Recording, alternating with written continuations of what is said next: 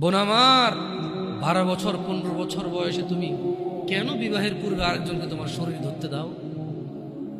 আর যুবক ভাই আমার, কি বলিস কি তুই?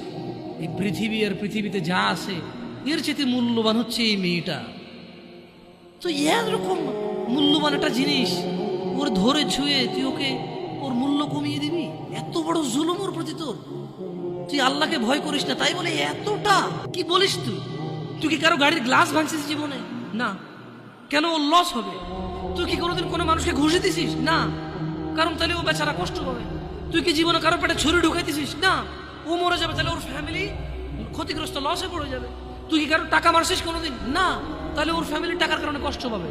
তাহলে তুই এত ছোট ছোট বিষয়গুলো খেয়াল রাখিস যে আরেকজনের লস হবে? তাহলে তুই এই মেয়েটার জীবনটাকে তুই কি করলি? তুই পুরো পৃথিবী আর পৃথিবীতে যা আছে সবকিছু বিক্রি